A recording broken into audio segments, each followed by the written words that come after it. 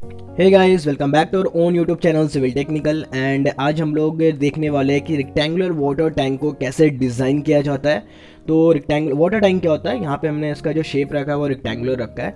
तो water tank ये होता है कि हम वाटर को स्टोर करने के लिए आरसीसी टैंक डिज़ाइन करते हैं। सो बेसिकली आपको ये अपने घरों पे नहीं मिलेगा, बट अगर आप किसी फ्लैट विजिट पे जाते हो तो आपको ये वाटर टैंक देखने को मिल जाएगा। वहाँ पे वाटर स्टोर करते हैं हम लोग, और फर्दर फ्लैट में जितने फैमिलीज़ हैं उनको फिर वहाँ से वाटर सप्लाई किया जाता है। तो वीडियो में आगे बढ़ने से पहले अगर आप हमारे चैनल पर नए हो तो प्लीज़ चैनल को सब्सक्राइब करो, बेल आइकन को ज़रूर से प्रेस करो, इससे आपको लेटेस्ट अपडेट हमेशा मिलते रहेंगे। सो यहाँ पे डिज़ाइन करने के लिए बहुत सारे अदर मेथड्स भी अवेलेबल है, बट मैंने सबसे इजी मेथड और सबसे बेस्ट मेथड को पिक किया है, क्योंकि आप इसको सीखोगे तो आप खुद बोलोगे कि यार सबसे इजी मेथड है, बहुत आसान है इस मेथड से वाटर टैंक डिज़ाइन कर लेना। सो फर्दर हम लोग इसी मेथड के हिसाब से आगे बढ़ते हैं। तो किसी भी चीज़ को डिज़ाइन करने से पहले हमें देखना होगा कि रिक्वायरमेंट कितनी है। हमें यहाँ पे वाटर टैंक बनाना है, तो हमें देखना होगा कि हमें वाटर की कितनी क्वांटिटी, कितनी रिक्वायरमेंट है वहाँ पे। तो आईएस कोड के हिसाब से क्या होता है कि 135 लीटर पानी की ज़रूरत पड़ती है एक इंसान को डेली। मतलब उसके डेली कामों के लिए उसको जो मैक्सिमम वाटर की जो ज़रूरत पड़ेगी वो पड़ेगी 135 लीटर, और ये मिनिमम नहीं है, ये मैक्सिमम है। फर्दर इसको कैटेगराइज किया गया है कि 135 लीटर कैसे कैसे यूज़ होगा। नंबर 1, ड्रिंकिंग 5 लीटर, 5 लीटर अगर वो दिन में पानी पीता है तो वो सफिशिएंट हो गया, मतलब मैक्सिमम हो जाता है, सफिशिएंट से भी ऊपर। बाथिंग एंड टॉयलेट पे वो खर्च करेगा 85 लीटर, वॉशिंग क्लोथ कपड़े धोने के लिए 30 लीटर, खाना बनाने के लिए 5 लीटर, एंड घर को साफ करने के लिए क्लीनिंग हाउस के लिए 10 लीटर। और इनको आप कैलकुलेट कर दोगे तो आपको मिल जाता है 135 लीटर पर पर्सन पर डे। और ये मैक्सिमम वॉल्यूम है, सॉरी मैक्सिमम है। इसके हिसाब से अगर आप डिज़ाइन करने जाओगे वाटर टैंक को तो आपको शॉर्टेज नहीं होने वाला, ये मैक्सिमम है। ठीक है, तो हमारे पास टोटल आ गया 135 लीटर। ठीक है, अब यहाँ पे एक एजम्पशन है। एजम्पशन ये है कि हम यहाँ पे डिज़ाइन करने वाले हैं एक फैमिली के लिए। ठीक है, यहाँ पे हमने पर पर्सन निकाला है। अब यहाँ पे हम लोग डिज़ाइन करेंगे फॉर वन फैमिली, और एजम्पशन ये रहेगा कि उस वन फैमिली में नंबर ऑफ मेंबर्स कितने, 5 है। आपको अपने हिसाब से चेक कर लेना है कि आप जहाँ पे उसको बना रहे हो, जिसके लिए बना रहे हो, वहाँ पे नंबर ऑफ मेंबर्स कितने हैं। यहाँ पे मैंने 5 रखा है। ठीक है, तो एक पर्सन के लिए 135 लीटर था, तो 5 पर्सनस के लिए, 5 मेंबर्स के लिए कितना हो गया, 135 इंटू 5, और आपका रिजल्ट आ जाता है 675 लीटर वाटर उनको डेली यूज़ के लिए चाहिए। ठीक है, अब यहाँ पे हम लोग उसके हिसाब से आगे का स्टेप देखते हैं। तो हमें डेंसिटी ऑफ वाटर पता है 1000 लीटर पर मीटर क्यूब। ठीक है, मतलब इतना लीटर वाटर पर मीटर क्यूब में आ जाएगा। 1000 लीटर जो वाटर होगा वो पर एम क्यूब वॉल्यूम में समा जाएगा, आ जाएगा। ठीक है, अब हमें यहाँ पे क्या निकालना है कि इस लीटर के हिसाब से हमें वॉल्यूम फाइंड करके रखनी है कि इतने लीटर पानी के लिए हमें कितनी वॉल्यूम की ज़रूरत पड़ने वाली है। तो इसको घुमा देते हैं। 1 लीटर के लिए कितना वॉल्यूम चाहिए होगा, तो डिवाइड कर दो 1 डिवाइडेड बाई 1000। तो 1 लीटर के लिए कितने जो वॉल्यूम रिक्वायरमेंट होगा वो होगा 0.001 मीटर क्यूब, वो 1 लीटर के लिए। लेकिन हमें तो यहाँ पे चाहिए 675 लीटर के लिए कितनी वॉल्यूम की ज़रूरत पड़ेगी। तो यहाँ पे 1 लीटर के लिए इतना था, तो 675 के लिए कितना हो जाएगा, सिंपल है, उसको मल्टीप्लाई कर देंगे।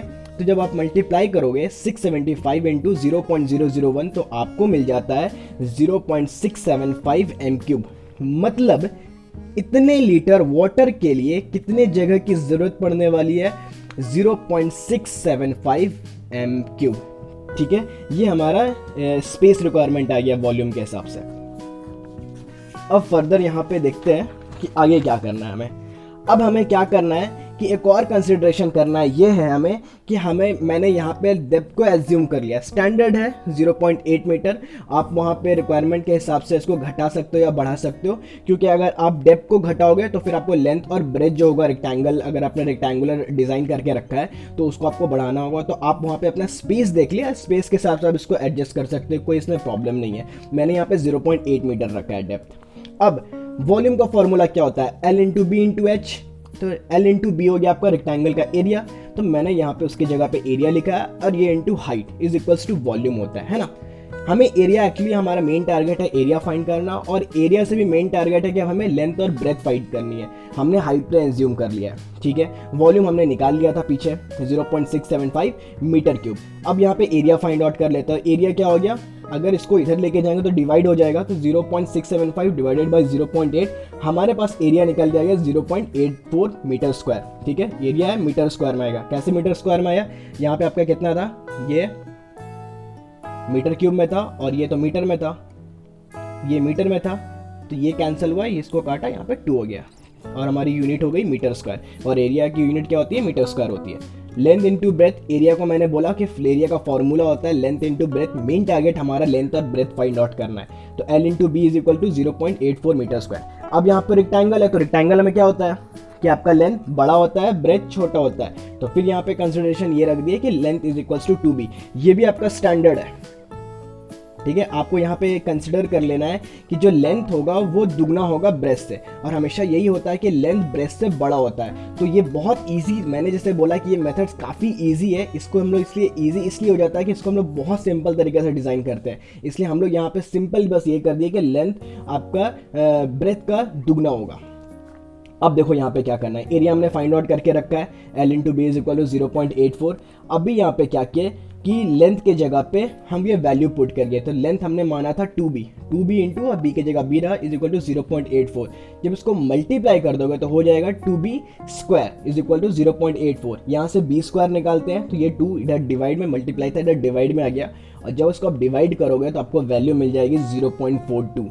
उसके बाद हमें b की वैल्यू निकाली है, इधर स्क्वायर था उधर जाएगा तो रूट बन जाएगा, तो अंडर रूट हो गया 0.42 और हमारे पास वैल्यू निकल के आ गई 0.64 मीटर। ये किसकी वैल्यू निकली, ये हमने ब्रेथ की वैल्यू निकाल दी।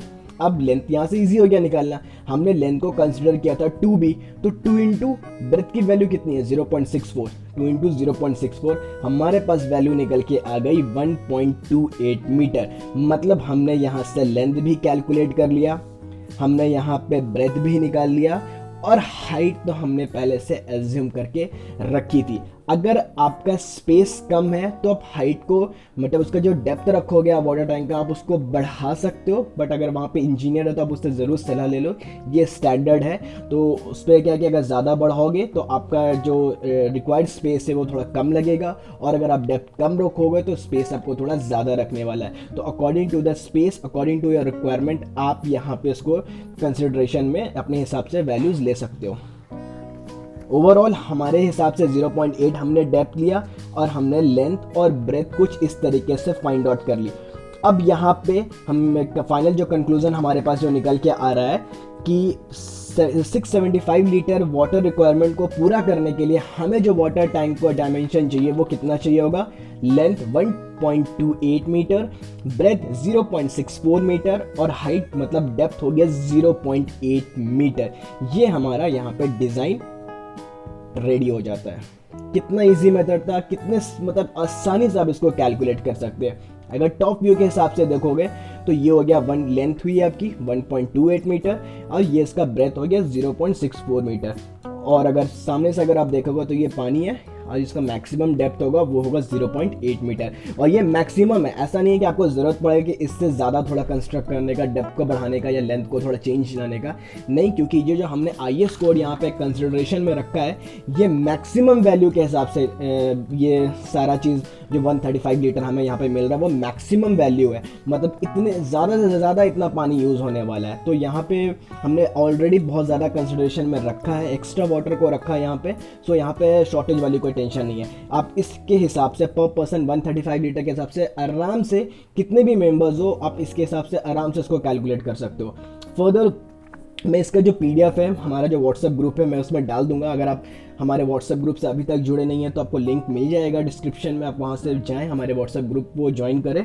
तो यहाँ पे मैं उसकी PDF वहाँ पे मैं हमेशा डाल देता हूँ, तो वहाँ आपको मिल जाएगा।